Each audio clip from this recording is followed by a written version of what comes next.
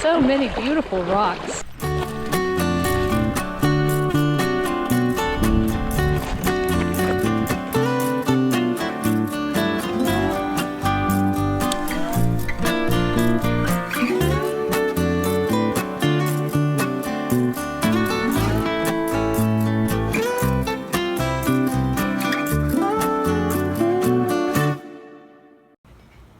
Hi everybody, it's Kate from Katie Did.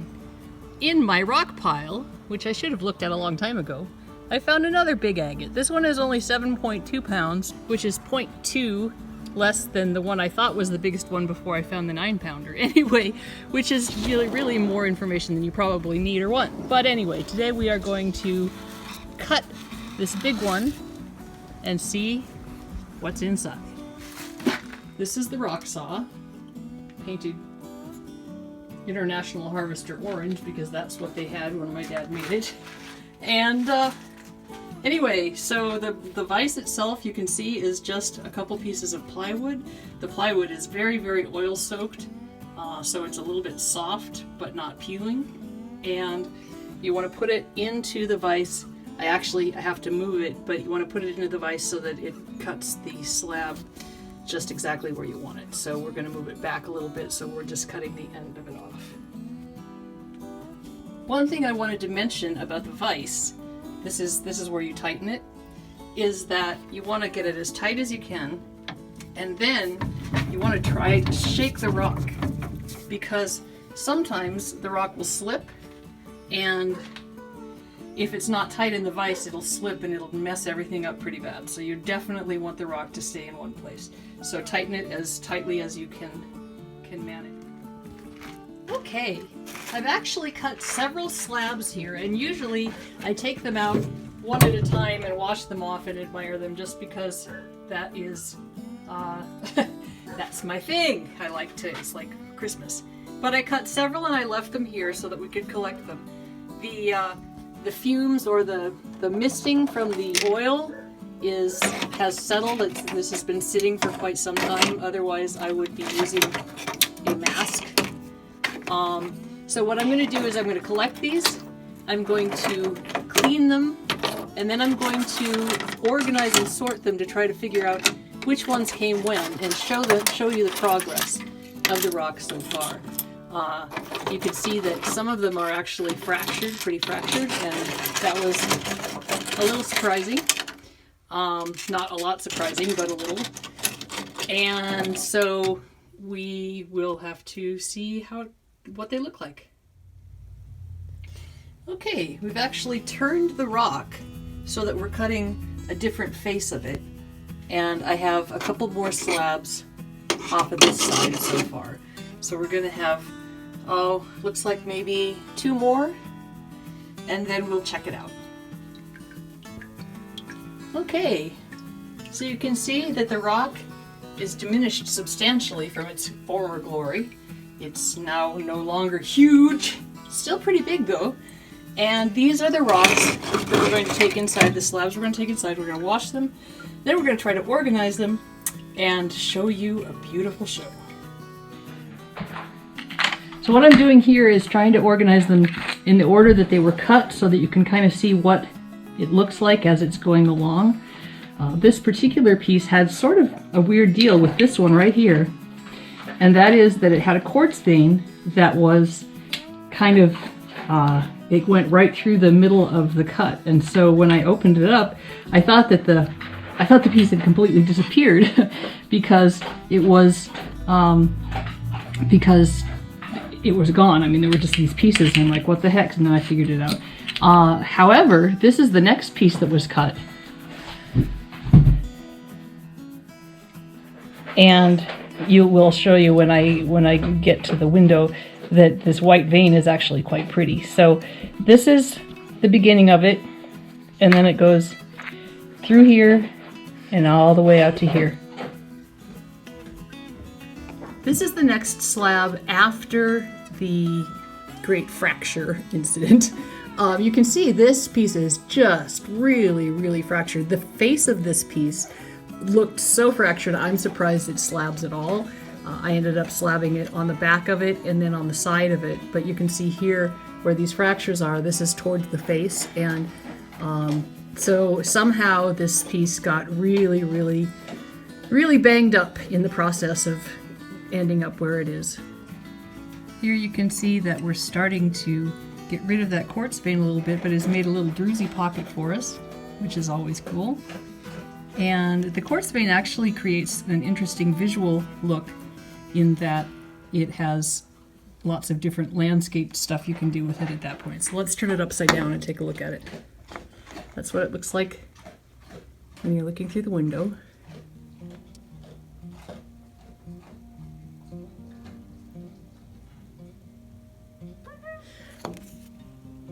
So if I were going to cut this, I would probably somehow use this quartz vein as sort of a feature of whatever it is that I'm cutting. I might do a freehand cut. You can see you've got some really nice inclusions there. It really is just a lovely piece.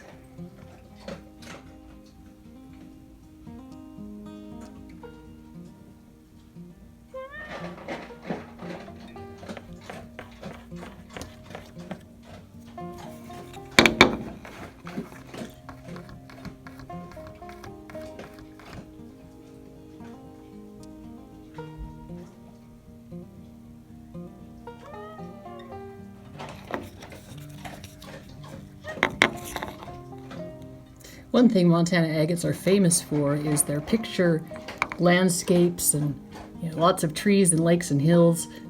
You can create pictures of them, and so it's a little bit like looking at clouds in that you can turn them every which way and see what pictures you see. Getting to the bigger one now. Still pretty cracked up. Now if I tried to cut these across these cracks, I would probably end up with just a pile of beautiful gravel. So when I'm cutting, I have to be really, really aware of where those cracks are.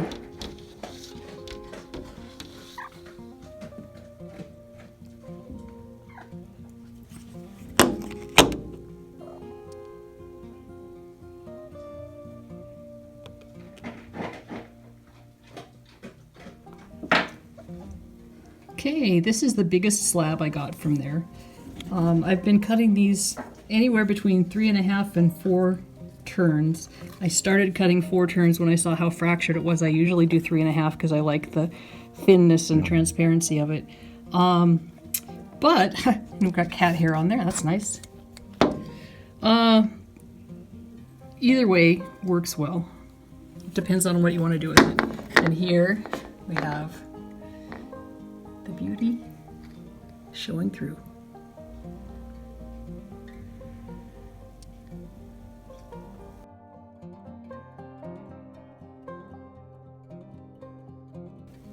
Here we have my helpers and one who is too good to help. And there's my pretty kitty, yes, you're so nice. And there's another pretty kitty, yes, you're so nice too. And here's my grumpy kitty, yes, you're so pretty.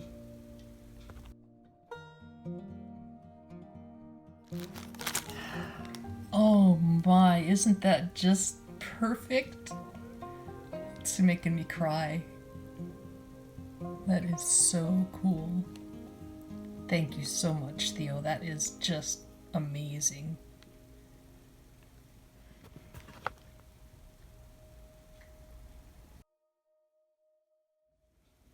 Okay, now we're looking at the side cut. You can see we've got a nice straight line across the bottom, and that's where we were cutting before. So then I took and turned the rock so that I could see if there was a different pattern that direction. And interestingly, it's very, very similar to what we were finding in the first cut. So sometimes the bands and ribbons and things completely reverse directions and start looking really, really different. In this particular case, it looks pretty similar.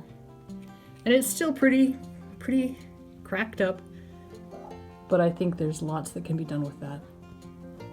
I really like this slab. I don't know what I'm going to do with it yet, but I just think it's got some very big potential. Very, very cool.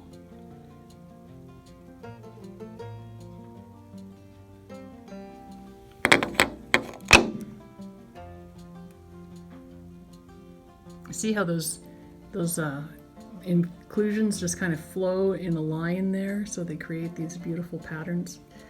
I just noticed right here, and it might be too cracked to be able to cut it that way, but I just noticed that this would make a really cool kind of almost a deciduous tree.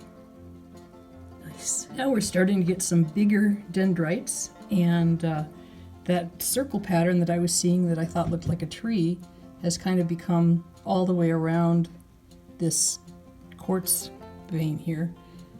It's just got some super pretty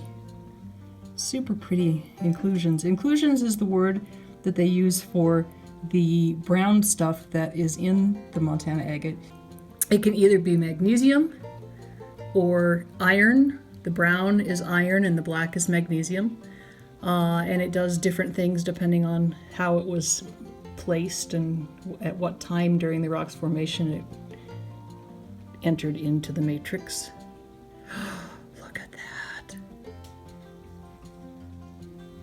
Okay, just 2 more left. I hope you aren't getting bored with just looking at the same rock all the time, but there's so much diversity in just one rock that I wanted to share it.